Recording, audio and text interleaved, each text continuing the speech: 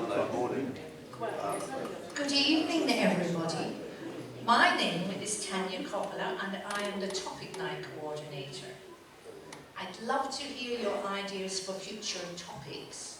So if you or any of your friends would like to present a topic, please email me. Cards on the table. And I just want to, I've just been told that we're being videoed, but the tripod has got a screw loose, like a lot of us. So just don't, whatever you do, bump into the tripod. Okay. Tonight's topic is Cruising the Cruising Guide. We will learn the ins and outs of the West Australian Cruising Guide by two brilliant speakers.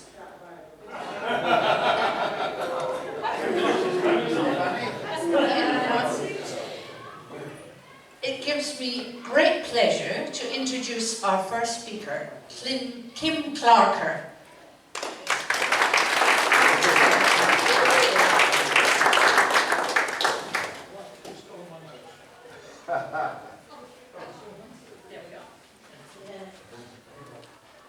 Thanks.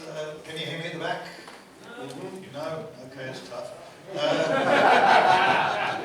Okay, first question. Where is that picture taken from? Berkeley River. Well done. Yes. Where is it? Good prize. Berkeley River in the East Kimberley. That's the quiet side of the Kimberley. Anyway. We're going to talk a bit about the guide, but it's also going to stray into navigation, because that's what the guide's about. So you'll get a few topics that you perhaps weren't expecting. First of all, the cruising guide, it's made up of contributions from sailors like yourselves. It's not me writing it, it's all you guys sending in information, and I just put it together into a coherent form, I hope. So that's what it is. Now then, where's that? So what we're going to cover this evening is what's in the guide, what happens when somebody sends information to us, what happens to it. Oh dear. Oh, that's what happened. How do we make all those chartlets? I think there's about 200 chartlets. How do we make them? Or should I say, how does Rob make them? I don't know. And how do we actually write the guide? And the question that often comes up is, why do we give positions to only 2 decimal places of latitude and longitude? I'll go into that in a bit of detail. First of all, the chronology of the guide. The guide was first published in 1997, and the editor was Ross Brown. And he had the most incredible job of creating something from nothing. A phenomenal job, it really was. And then the next edition was taken over by Steve Laws, who's here. And Steve left us a legacy because he documented every bit of information that he was given, what he did with it and everything else. And that set the benchmark for what we've tried to do. So thanks very much for that, Steve. And then Jim Putt took over for 2 editions, and he introduced things like colours and photographs and what have you. And I took over in 2014, and the first published one with me as editor was 2017. So I've been at it for about 11 years. That's what the first edition looked like. Some of you might still have a copy in your drawer. That was the only colour photo in it. That, I think, is Quindler. So, and how do we... Oh, sorry, right. Yeah, thank you. Yeah. How has it progressed since then? Well, that's what the Bunbury chartlet looked like in the first edition in 1997, and this is what it looks like now. So, a lot more information, and hopefully a bit more useful. So we've gone from what is effectively a mud map to what is something close to a chart. And we changed to a digital edition in 2017. Up until then, it was a bound hard copy publication which you bought. And one of the conditions of me taking on the editorship is, well, I wasn't going to go down that path. And it was borne out by these 2 factors. First of all, the financial outlay. With the hard copy, the club had to invest $32,000 with the publisher up front. And it got its money back as you sold all the copies, but it's a big commitment for the club to just fork that out and hope you're going to get it back. Whereas with the electronic edition, it was $100. So it's trivial. Then in terms of the average, how many people do we get to? With the hard copy, it was sold roughly 200 copies a year. With the electronic one, we're downloading 4,000 a year. So we're getting to more people, which is the real objective of having the guide. So it was a good move to go to electronic.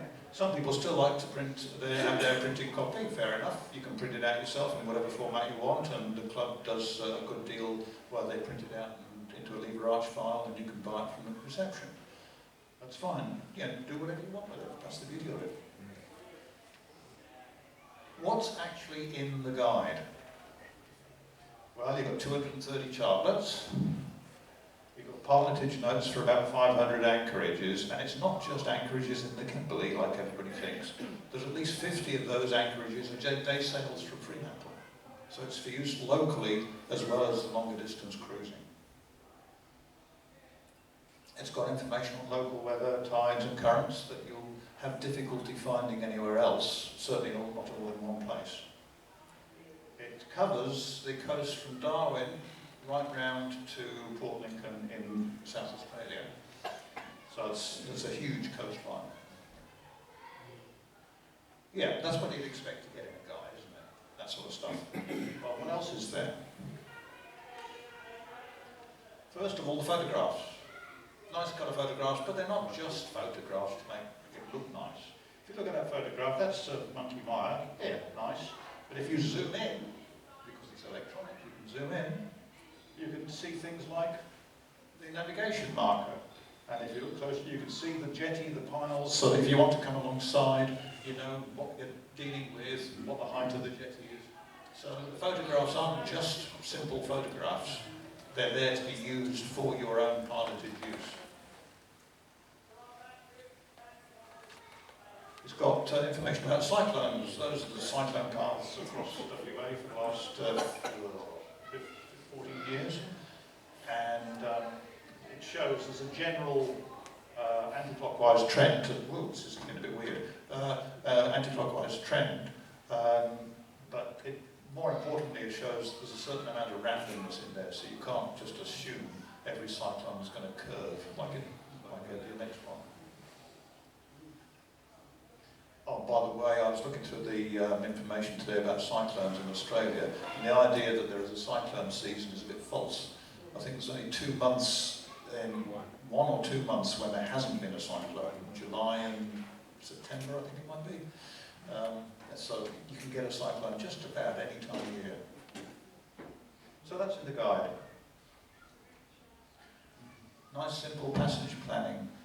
It's all very well doing your passage planning on your Navionics or your paper charts even, but it's a bit difficult to put them all together and see where you want to go. There's just a simple diagram showing the distances between the major ports. Very easy then to plan your trip. How far can I go in a month or whatever it is that you're thinking of. Now, this is an interesting one. This is in the guide. This is a picture of how your barometer reading varies over the day. And not many people know about this. The vertical axis there is the change in the pressure that you read off your barometer, and the horizontal axis is the time, the whole day, 24 hours. And we've got 2 curves there, one for Albany and one for Broome. And you'll see, well, some of you might recognise those curves. They look a bit like the tidal curves you get. Because that's what they are. They're atmospheric times. Slightly different drivers, but the fluid dynamics are going to be the same. So the air pressure varies where you have a peak twice a day and a trough twice a day. And the actual magnitude of the peak and the trough depends on your latitude. If you're down Albany way, it's not really important. If you're up Broome way, it's very important. How does this work out? Well, if you've done your weather forecasting and your RYA courses, there's a good rule of thumb for barometer variations that if the barometer drops 2.5 hectopascals over 4 to 6 hours, you're going to get strong winds or possibly a gale.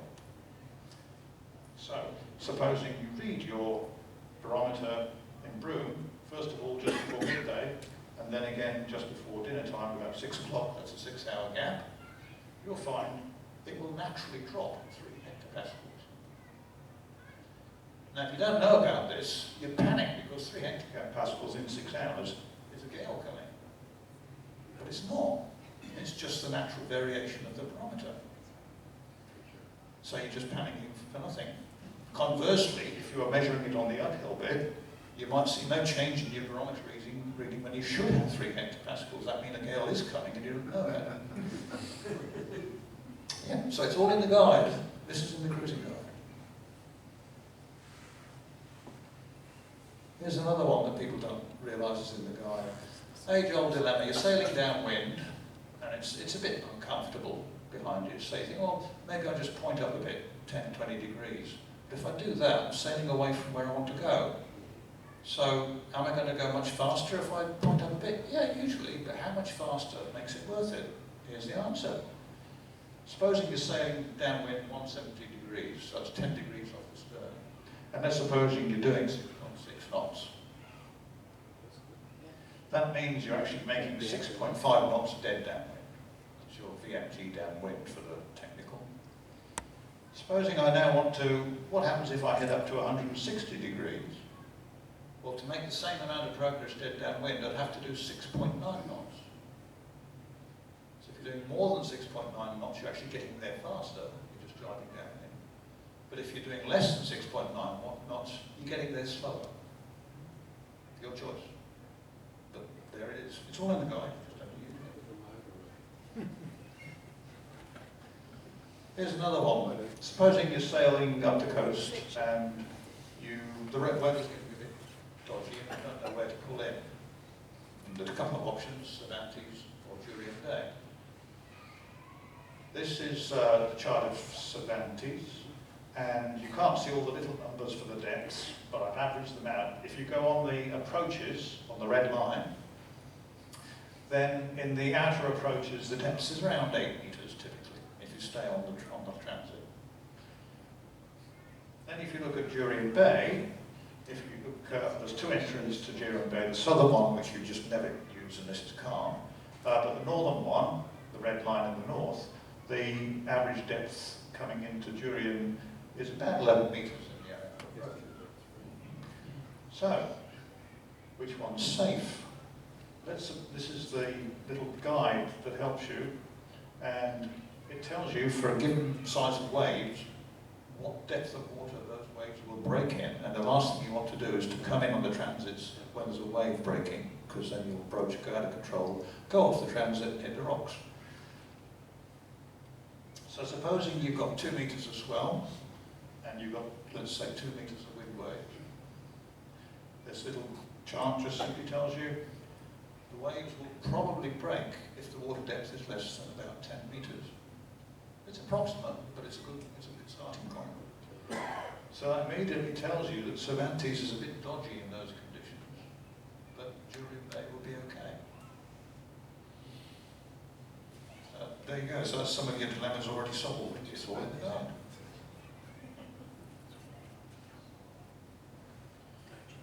This is something else that's in the guide, and I believe I said nowhere else in the world. I can't find it anywhere else in the world. It's the only tidal atlas for the Kimberley. There's tidal data, but it's never presented in a graphical form. They do have it on the charts. Yeah, they have the diamonds on the charts. They don't, and that's in a tabular form, which is not very useful. Inside Sunday Island shows 10 knots.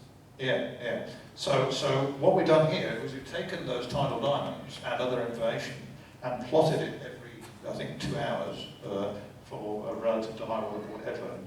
And it shows you in one simple graphic which direction the tides are moving and also how fast. It's done in the conventional way where there's 2 numbers on each arrow, one for spring tides, one for neap tides, and they're done such each number represents 1/10 of a knot.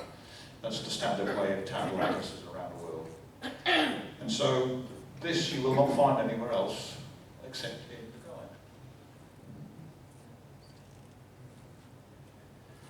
guide. What else is there? Well, we've got Telstra coverage maps in there, very important now, especially with mobile phones being used more and more. They're now going to be used for your logins to Fremantle Sea Rescue very soon, as of I think next week. And so we needed it to put the Telstra coverage in so you knew where the blank spots were.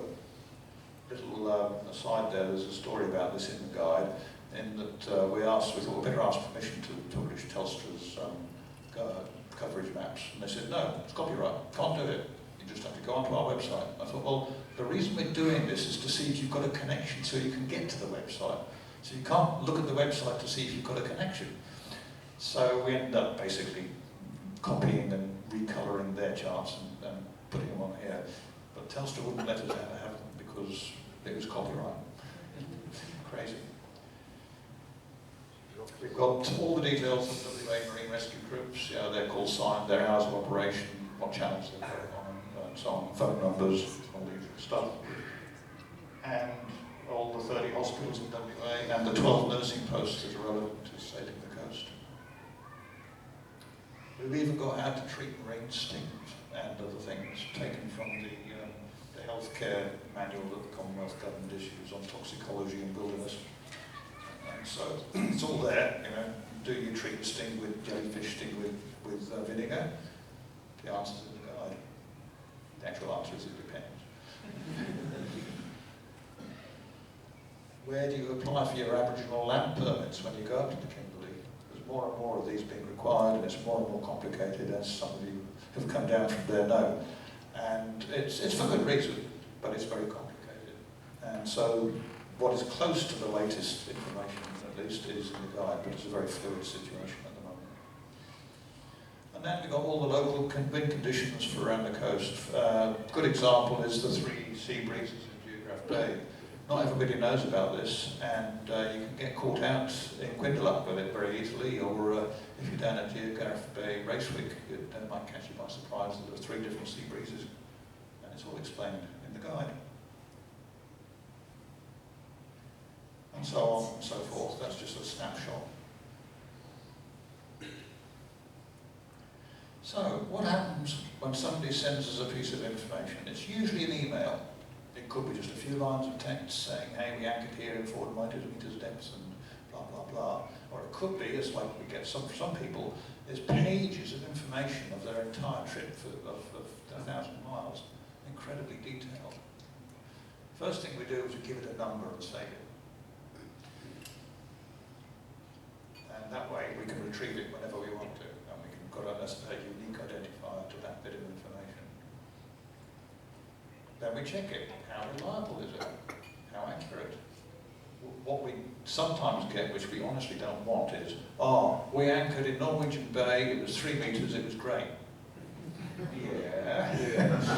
First question, is that 3 meters below the keel or 3 meters below the water level? Second question, what was the tidal height? Third question, what were the wind conditions? Fourth question, what was the swell conditions? And until you've got all that, it's not a very useful piece of information.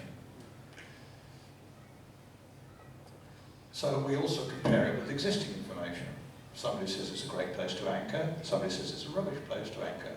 We go to the source and see what conditions those 2 opinions came from. Or even that type of vessel. One might be shallow vessel, shallow draft vessel, light. The other one might be a big, heavy, 25-ton steel boat. So it depends. And then we modify the guide entry according to some extent, a subjective judgment, but based on facts. And once we've modified the guide, this is the most important bit, this is kind of what we learned from Steve in a way, is you have to record what you've modified, when and why. Otherwise, when somebody else picks up this work, they haven't a clue what the provenance of all these comments is. Why does it say it's great anchorage?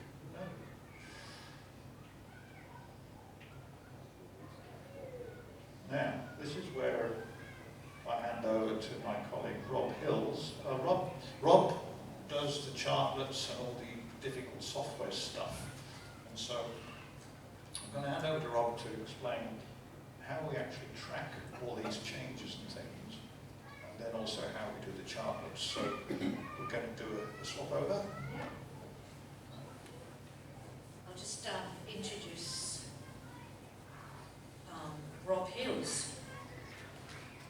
Rob's career path has been pretty varied.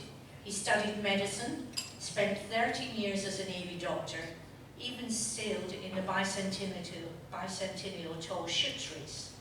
Then he shifted gears into IT consulting after getting a graduate diploma in computers. But he didn't stick with that forever. After 13 years, he went back to medicine and still practices part-time. On top of all that, he's also super into sailing, owning a 39-foot Ditchfield ketch and being part of the Fremantle Sailing Club. Growing engagement with the Fremantle Sailing Club cruising section led to several years on the committee and a 2-year stretch as cruising captain. Rob has been involved with the West Australian Cruising Guide since around 2010. Please join me in welcoming Rob.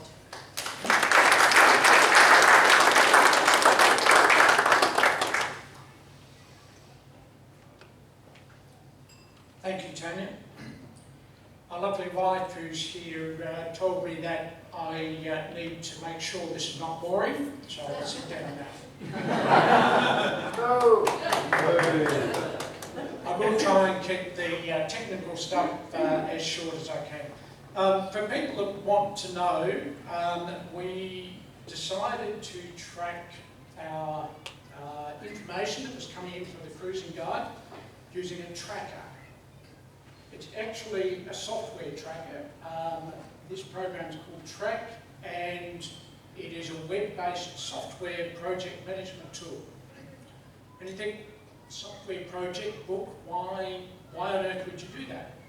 But of course, at the time we were looking at collating all this data, we thought, well, it's actually an electronic cruising guide, so there's some crossover there. It's driven by user feedback, as all good software projects should be. It's generated electronically. So, yeah, it actually sounds a bit like software.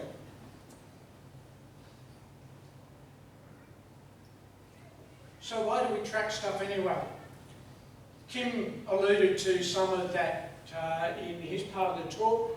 We want to make sure everything that goes into the guide is accurate. We also want a degree of accountability. Why did that detail actually change? And who changed it? So we need this kind of stuff, and you can't really store it with the guide itself, or it just grows enormous. So, how do we track changes? This is the cruising guide tracker. This is the home page when we come into it.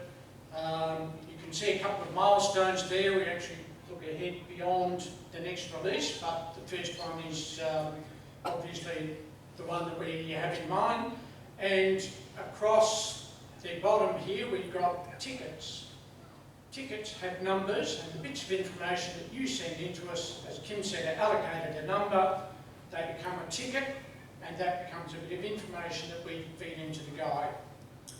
So you'll see there are 9 tickets so far for the next edition. 3 of them have been dealt with already, been closed. 3 are new, 1 is being reviewed, and 2 need finishing. So if we have a look at the 2 that need finishing, and one of the beauties of this being in an online database format is we can look for things all sorts of different ways. So when I'm doing things, because I do chartlets, I'm only interested in the chartlet stuff. The other stuff's Kim's work, so I don't need to worry. So this query tells me which chartlets I've got to do. And we've got here, oh no, the new Kimberley Attractions chartlet, that one's a bit hard, so I'll leave that. Hunter River.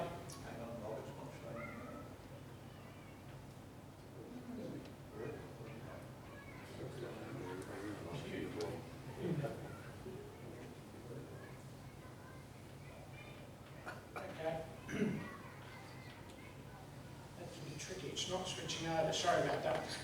Alright, what I'm looking at here is a page that shows the information that has been sent to us about Hunter River and what each of us, Kim and I, have done with that information and where it's up to.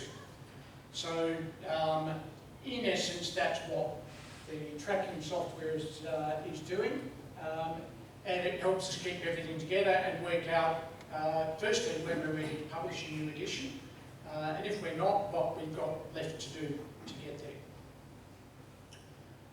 All right, let's go back to the slideshow. I thought that was going to happen. So I'll just pause that for a second and restart it.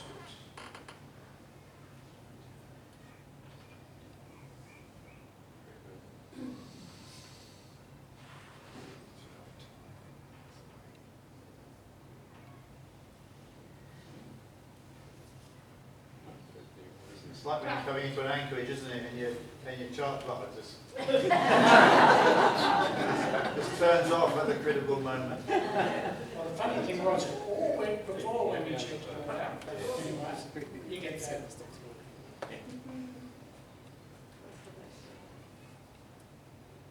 Okay, so we've done that. All right, the next question is, how do we actually make and change the chart box? I was very fortunate. I was gifted a huge number of electronically made chartlets. So most of the work that I've had to do, pardon me, was has been to edit things. I haven't had to make many myself. And of course, the person that we have to thank for that is Mike Jolly. Mike Jolly did a huge amount of work converting the mostly mud-map chartlets into the real thing that you see. And by the way, Rob, he sent his regards today. He'd love to have come along, but we have him for lunch today, and he said, he'll be chuffed that you've mentioned that. Yeah, no, he did all the hard work. What I needed to do was find out how to use a slightly less complicated bit of software than the one that Mike did, because he was a professional graphic artist, which I'm not. So I found this program called Inkscape, which is a fabulous program. If anyone wants to dabble in drawing on a computer, get yourself Inkscape. It's free to download. It's an open source vector graphics editor. It sounds a bit complicated, but they are really good. So why vector graphics? Probably the biggest reason is scaling without pixelating. Anyone who's ever tried to enlarge a picture will know that if it's the wrong kind of file, it will go all fuzzy when you try and enlarge it. So vector graphics allow you to zoom things up to any size you like, and they retain the same sharpness and clarity, and that's really important. And the other thing is that instead of pictures being made up of lots of little dots, as they normally are, they're made up of objects, things that you can play around with. Now the next part of this, which should work, because I'll plug my own computer in. Oh, true. Yep.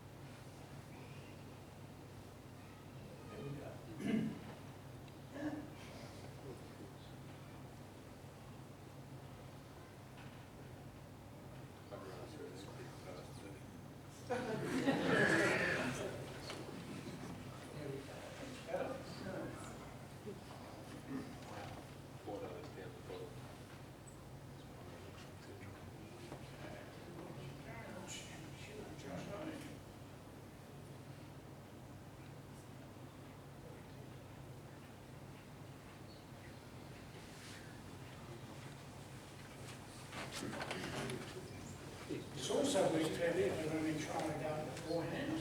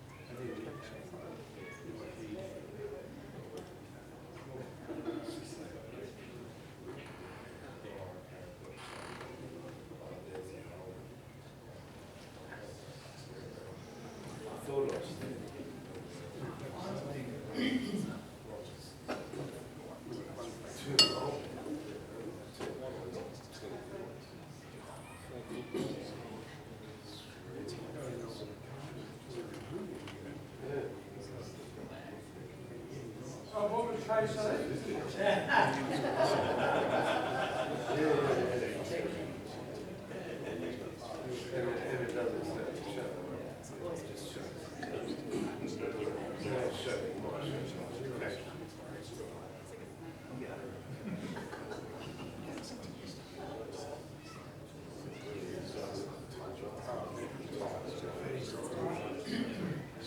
Work out my shoulder.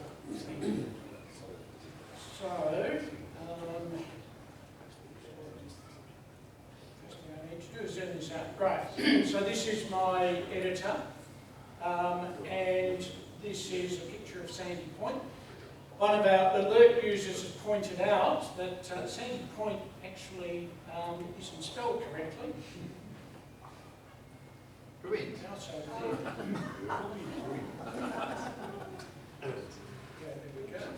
Again, so it's not spelled correctly, and I need to. That's how the locals say it. Sandy So Cruin. I need to fix that. So at the moment, this is all made up of one single object, but as I said, there are lots there. So I will ungroup those. We can now see that there are lots of different things there, which means that I can go to Sandy Point and go to my text editor and edit the text in that. Oh,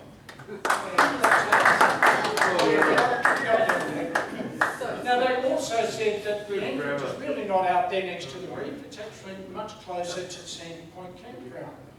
So let's just take that, move down a bit, and we'll just move that over there. I think they said it was.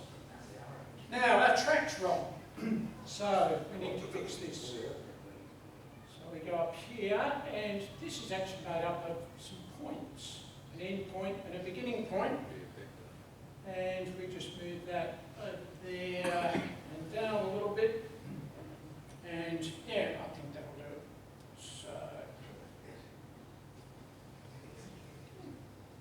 So that's now. That's now our chartlet basically finished. So I'll save that, shift it over to the guide, and it's done. So as you can see, it's a pretty flexible thing to be able to edit things like this. Everything is made up, even this coral reef is actually made up. It's a whole lot of points that I can move around one point at a time and fill in things. So it's a very cool bit of kit. So I can very highly recommend it to anyone who wants to play with graphics. But that basically is how we edit chartlets. Alright, so let's get out of that one for the moment and go back to our other one. I hope this works properly again.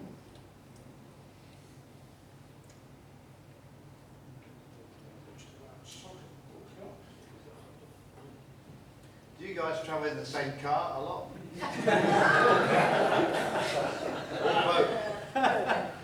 Same boat. It's a bit of risk.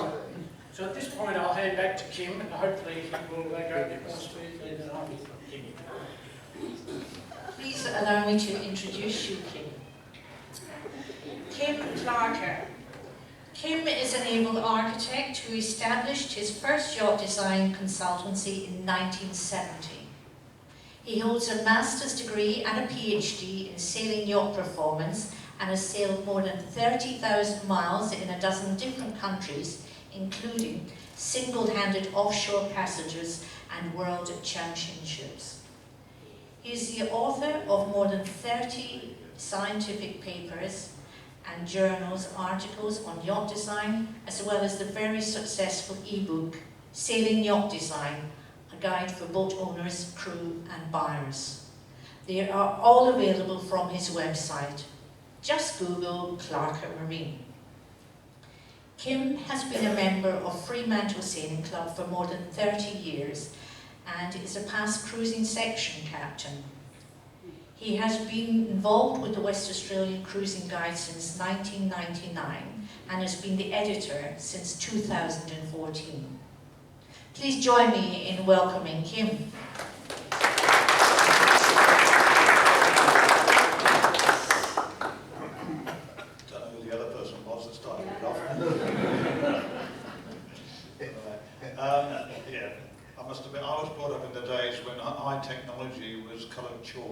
So the technology always beats you, doesn't it? Now, let's just go and have a look at how we actually write the guide. And the question I'm often asked is, why don't we just use Word? Everybody knows Word. And it's not that simple.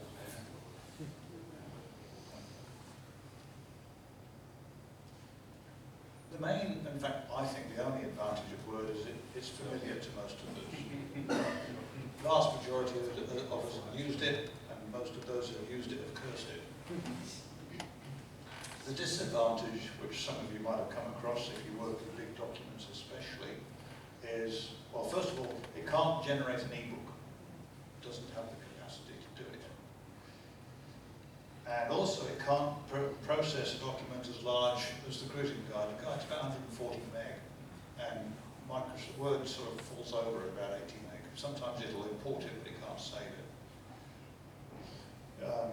And the help facility has deteriorated massively over the last couple of years. I think possibly because they're using AI or something. It's not good. It supports a mega corporation. We don't like that unless we have to.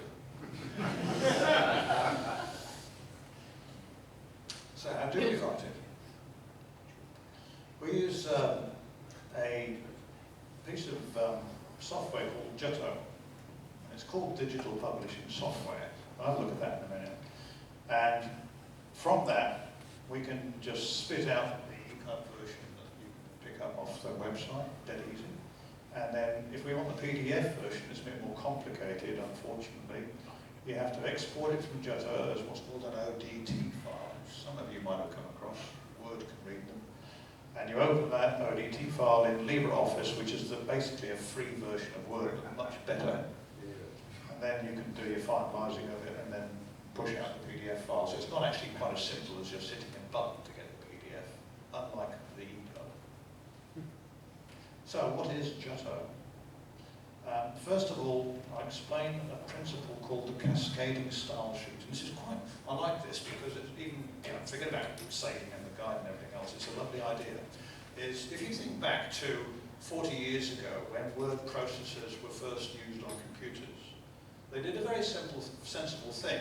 They said, okay, we want this to be easy to use and familiar. So we'll reproduce on the computer screen what you had in the typewriter. Piece of A4 paper, carriage returns, margins, and so on and so forth.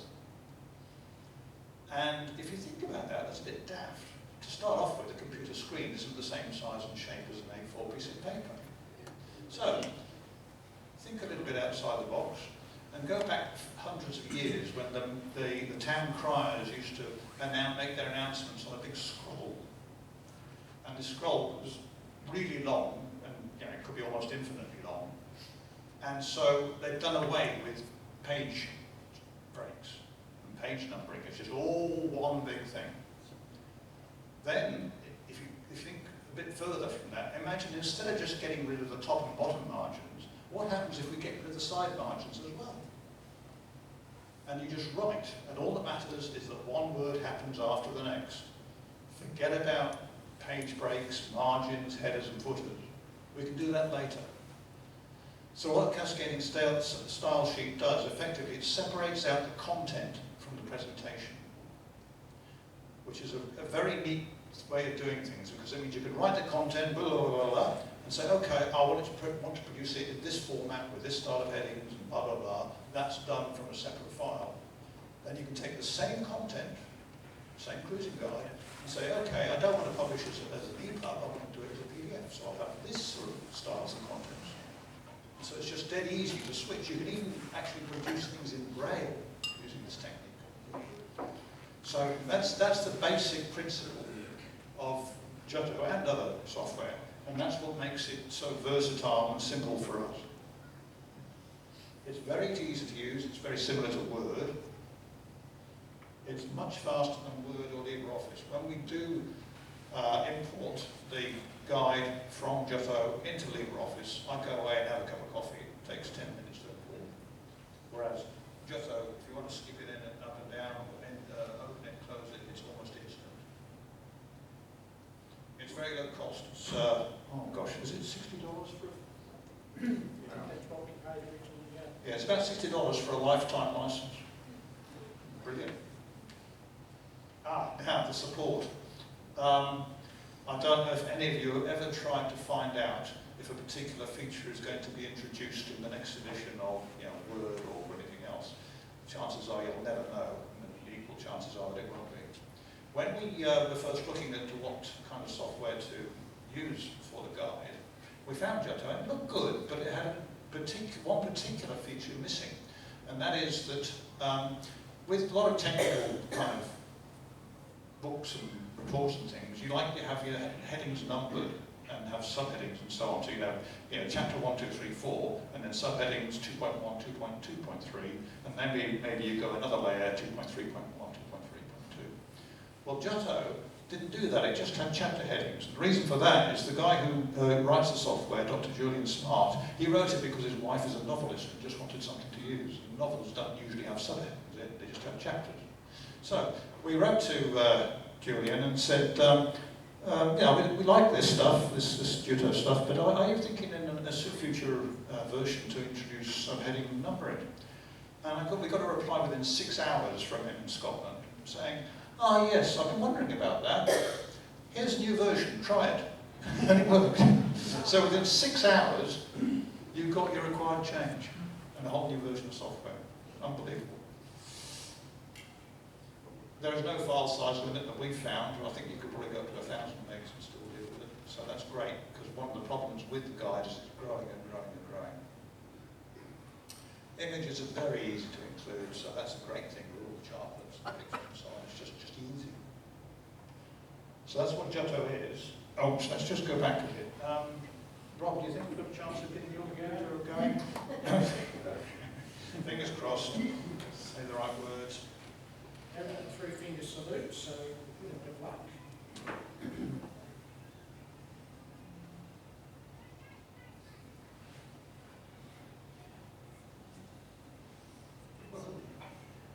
Something on the screen. No, that's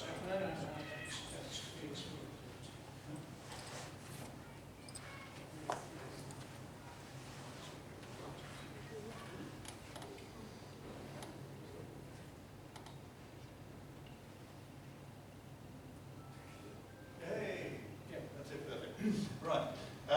So this is Giotto. This is the cruising guide in Giotto, and it's.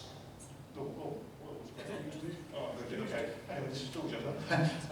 This is written, and it's just written as a string of words, and we can put headings in and tables and things if we want to. So it's quite it looks a bit like Word. It's just simpler and a bit different.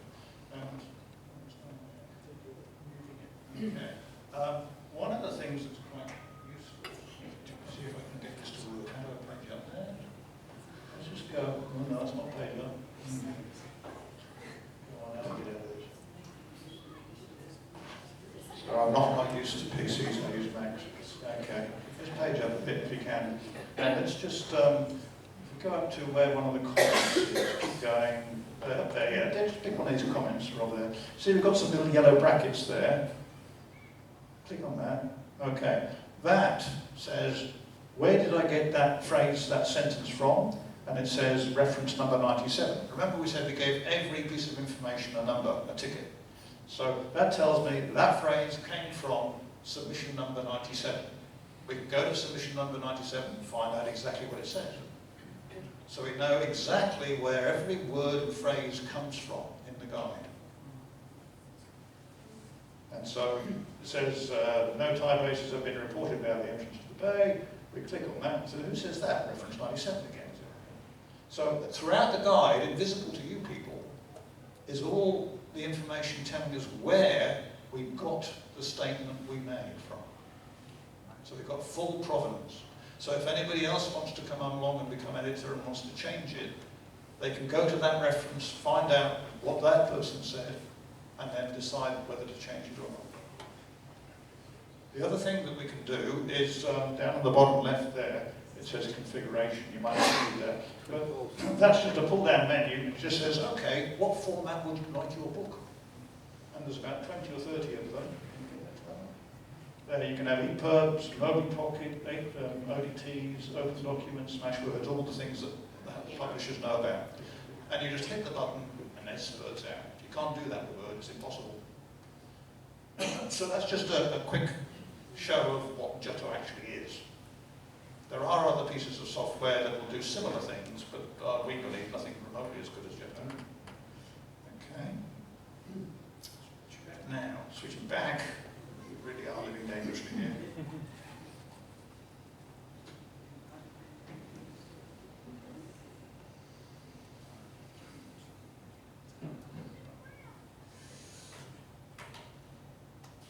So, we've gone through what's in the guide and how we write it, and when we finally get the display up, I'm going to cover the last topic, which is why don't we give coordinates to do decimal places? And, well, hey, yep. So this is an extract from the guide, Greenhead, just on the north of the coast here, and it says anchor blah blah blah at some blah blah blah 0.8 south blah blah blah. Only one decimal point. Now, one decimal point of latitude and longitude is roughly 200 meters. So we're giving a very approximate position for where to anchor. And the anchor is there in the bay. And that red circle around the anchor is the plus or minus of our coordinates. So we're saying anchor somewhere in that red circle. We're not saying anchor at exactly the middle point of the anchor diagram, anchor picture, because that's hopeless. Why do we do this when people are using their GPSs and plotters to 2 and sometimes 3 decimal places? It's unbelievable. Well, there's a lot of reasons, some of which you may know. First one, this happens a lot. Well, I'm anchored in the park. This is a picture, I think it's actually in Malaysia or somewhere. There's the boat happily anchored on top of an island. Obviously wrong, because the boat's still afloat. And you think, what's going on here? Here's just a few of the possible error sources. First of all is software interference. Then there's the chart itself, might not be right. Then chart data. Chart data is not a problem for WA because nearly all the charts are the same data, give or take about 2 meters. So we've got to overcome that problem. Other parts of the world is a major problem. Some of the charts in, I think, Japan can be up to 700 meters different from other data. GPS position itself is not perfect. So let's look at software interference to start with. Some of you might remember the cruise ship True North went hard aground in the Kimberley in 2004. And the investigation by the Australian Transport Safety Bureau, which looked into it because it's a commercial vessel, was a compulsory investigation. They were a bit baffled. They couldn't come up with a precise reason because what had happened is the vessel was coming into St George's Basin in the Kimberley, and it was coming in at about 11 o'clock at night with no moon, which is a bit of a... But they were following waypoints that have been developed from several previous successful transits, and they're doing it on a rising tide as well. So they should have been okay, but they ended up hard aground. And the actual grounding point is, I think it's that, I haven't got the scale here, but I think it was something like 200 or 300 meters different from where the track suggested they were. And the head of the inquiry didn't come to any definite conclusions, but one of the things he said was quite likely was that the chart plotter was running on a computer which had other software on it, and there could have been interference between the two. So if you're not using a dedicated plotter, you're using a PC or a Mac, be very careful. The only solution, I suppose, is to close all the other software down. I don't know. So that was one problem, software interference. Then another one. If you look at an average paper chart, or indeed an electronic version of it, somewhere, often in the bottom corner, you will have a little diagram called a zone of confidence. And it ought to be called a zone of terrifying lack of confidence. This one here is for the chart, the DOT chart for the area around Cape Lewin. Now you probably can't read all this stuff, so I'll just go through it here. What we you've got is the area of, oh dear, sorry. Let's go back. Come on, back you go. Thank you. The area of the chart is here, and it's divided into chunks with letters B and D, that bit's D, that bit's D, that's B, and so on and so forth. And then if you go to see what those letters mean, you go down to the table here, and it tells you how accurate the chart is for those areas. Letter B, if you look at it, says positional accuracy plus or minus 50 metres. Now you're quoting me several decimal places of GPS, and the chart's only accurate to 50 metres. Then you look at the areas D, which is not only the outer area in deep water, but all these islands and things here. There it says positional accuracy worse than C, and C is plus or minus 500 metres. And we're getting people telling us, oh, we ought to put this amazing route in around Cape Lewin through these rocks here. If you follow these GPS coordinates closely, you'll get through all right. The chart's only accurate to 500 metres. Never mind, so you can't do it. You can't publish that kind of stuff. It's dangerous. So look at your zone of confidence and then decide whether you really want to use 2 and 3 decimal places of position for your waypoints. Here's another one. This is a chart, the Rottnest Island DOT chart in Stark Bay. Yes, we know that. I'll admit to that at the end, all right? This is in September 2016, and this is the revised edition in 2018. And you might be able to see in Stark Bay, you might be familiar, there's an area of shallow, there's a shallow reef there. It's almost amongst the moorings. And you can sort of spot it because there's no moorings in that bit, there is everywhere else. And on the old chart it says 1.3 metres. And on the new chart it says 0.8 metres, and it's a little bit bigger.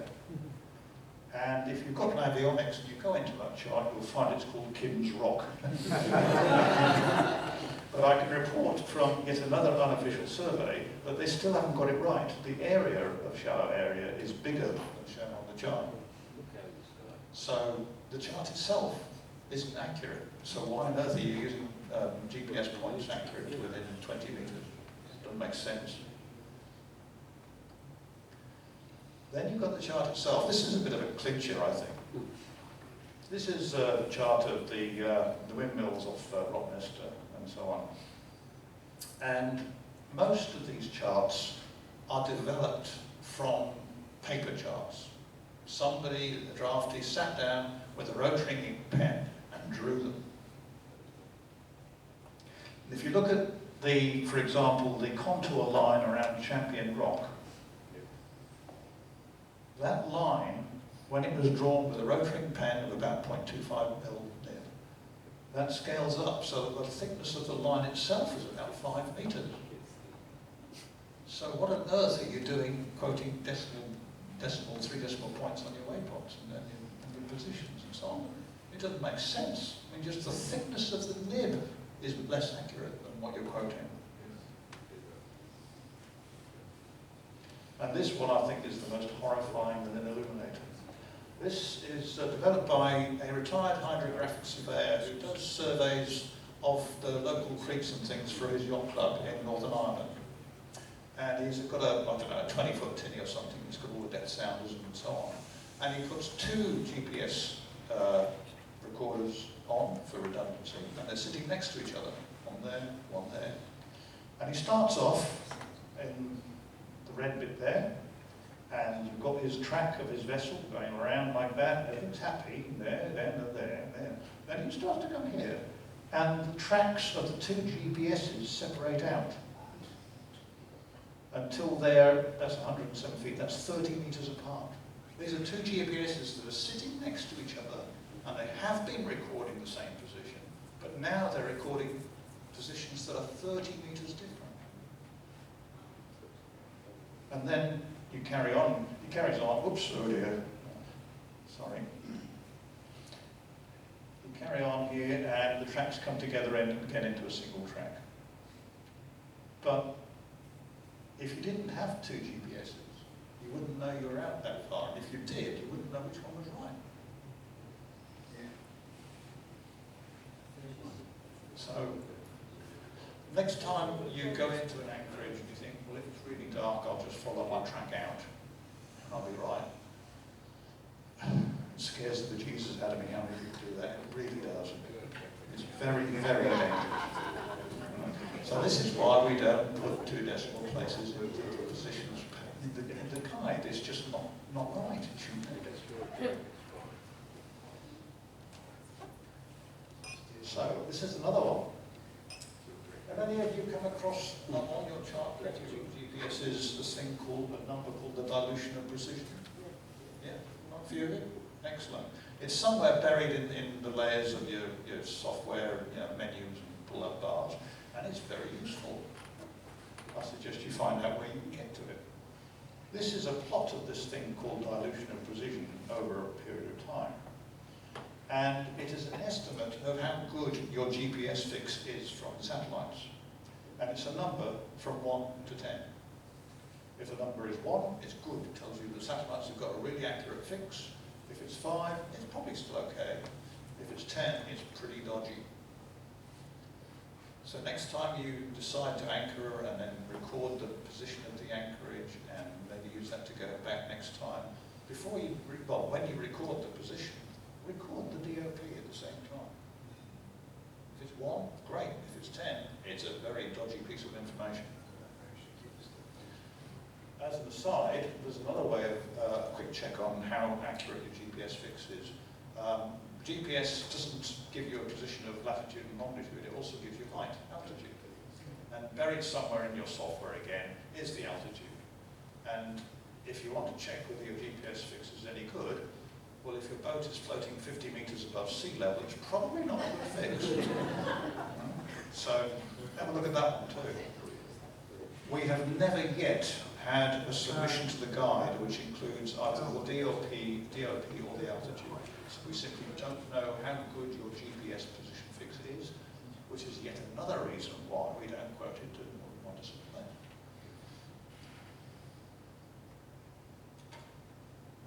So the summary for GPS is charts aren't accurate, the GPS fix isn't accurate, so don't trust your GPS position to 2 decimal places.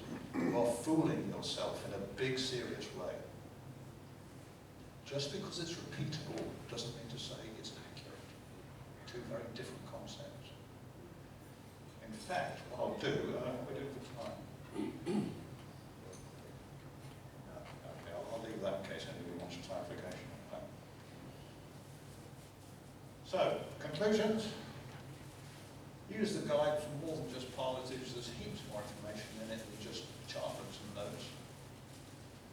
Use it for local sailing as well as your more adventurous trips. There's loads of stuff about Rockingham and Rockmust and so on. You see on Facebook somebody says, oh, what's this anchorage like? Read the bloody guide. Don't trust your GPS position to 2 decimal places. And that's it. Thank you.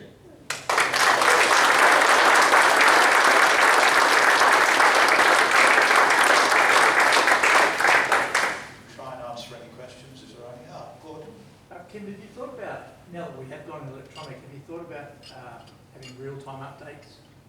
Yeah. We have. It's a question of what the user wants. One of the big questions is, has the concept of a standalone cruising guide had its day? You've got all sorts of online real-time software and so on. You've got Navily in Europe, you've got Zulu Waterways around the world and other ones where if you've got an internet connection, which with Starlink you quite possibly have, then you can just get this information that's live. It's got the current weather conditions at each anchorage and so on. And it's really a question of what do you want? If you want that, great. I don't think we would reinvent the wheel and create our own. We just link in with others. We've already linked in with Zulu Waterways. Anybody know Zulu Waterways? If you'll find that quite a few bits of the guide are already on there with our permission. So we can go down that path. Ian? Yeah. You talked about the quantitative causes of charts. So much here, but I know we've got Grey Marine offer, and there's the ability for sonar charts. It's all like crowdfunding. People upload the charts, probably a bit early to hear, but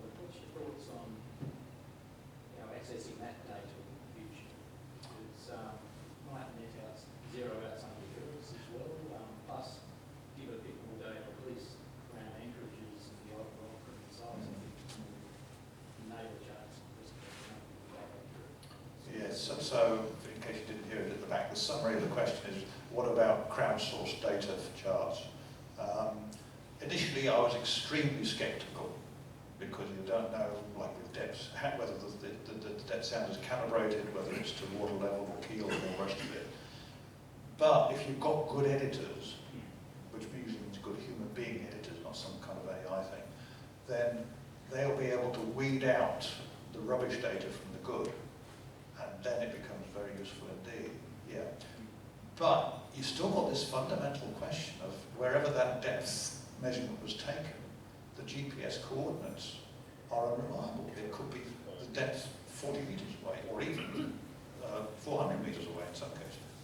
That's a fundamental problem, regardless of whether you use crowdsourced data or micrographic Navy data. Steve? I don't know, like Rob with your chartlets, I don't know, and some people overlay Google Earth charts, for instance, over charts, and the satellite imagery, if it's taken on a clear day, gives some more defined information and data there. I mean, what are your thoughts about overlaying that to provide more information in the future, you know? In fact, especially when developing new chartlets, I actually do access things like that. And one of the things you can do with the Inkscape software is have several layers in it and change the opacity of the layers. So I can actually put a snapshot of a Google satellite view and have that semi-transparent and then kind of trace it. Not that I'm admitting that, of course, nobody from Google here, but yeah, that's a very useful way of getting at least a reasonably accurate shape to the chartlet to start with. Just add to that, when I say to Rob, oh, we need a new chartlet, like the one for Sandy Point's a new one, it's not in the current guide, but the guide I've got. He says, okay, what shape, where do I put things? I'll either refer him to like a DOT chart, or I'll take a snapshot of Google Earth on the and say, okay, put the anchor symbol here, put the track there. And so we use Google Earth, we use DOT charts, we use Australian Navy charts, the whole combination. My name is Victor Kim. I think the book you put out, or you've been part of, should be called the Bible of the West Australian Coast. I'm honestly say that because it's good information for every person who's gone up and down the coast. It's fantastic. Thanks. Yeah, we try to keep it religiously neutral so we don't call it Bibles. Could you explain to everybody how we get our electronic version, where we can anything, and which website? Oh gosh, yes. It's free. You can download it from Fremantle Sailing Club website. I think it's under the cruising section. Yes. If that doesn't get you there for some reason, just Google WA Cruising Guide, and it'll pop up. It's free download. The only thing I'd caution is don't do it downloading with a dodgy mobile connection, because it's a big file, so it takes a long time to download. Yep. Best value on the planet. Certainly the cheapest. Any more questions? My comment is that I really like an offline reference. That's really what this provides, an offline reference. You can get any extraneous data off the Starlink or whatever, but having a vetted offline reference, I think, makes our cruising safe. Yeah. That seems to be the general view of most users. Just me again. What I can say to most people look too much on their plotters, and what I say is people should get their heads out of the boats and look over the side, because I think it's more safe than anything else. Yeah, we sail to get away from all this stuff, and we end up getting our heads involved in plotters and software and goodness knows what. And yeah, you're absolutely right. It's getting your head out of the plotter is one of the two best bits of advice. The other one is never rely on a single source, not even the cruising guide. Okay. Thanks.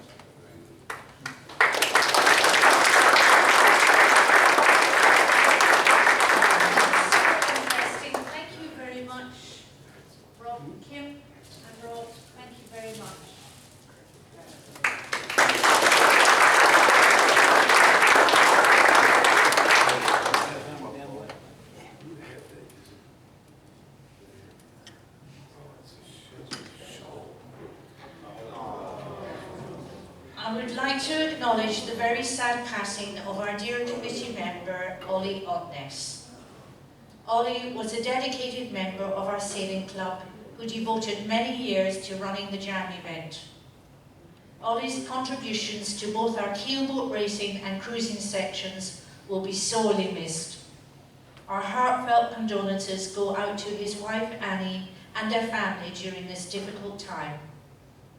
A memorial Jam event is being planned in Ollie's honour, with details to follow soon.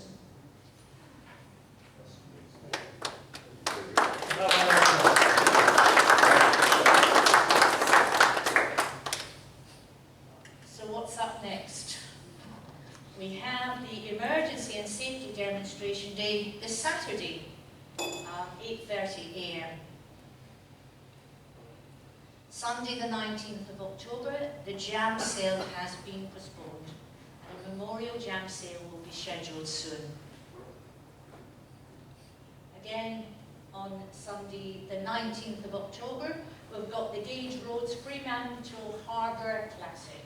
So looking forward to that. That starts at 1 p.m. And the Melbourne Cup lunch. That's 4th of November, so book your tickets. It should be a fantastic day. I've got my fascinator ready and got the table booked. If you're not too hungover, the next day, the 5th of November, Guy Fawkes, is the start of our Axo Noble Twilight Sailing. And every Wednesday after that, we're really looking forward to that. And the next topic night is going to be absolutely brilliant. We're having a mental health at sea, a topic night webinar. Yeah, I think we need that, yeah. Okay, and that's on Thursday the 20th of November. Our presenter is Dr. Jean Leblanc, and we have a guest speaker, Claire Erderly, who is supporting the Kai Fella charity, so we're hoping to raise some funds for this very worthwhile charity. The poster and more details will be out soon. You've all got to go. So topic night ideas, please email me. I'd love to hear them. Thank you very much.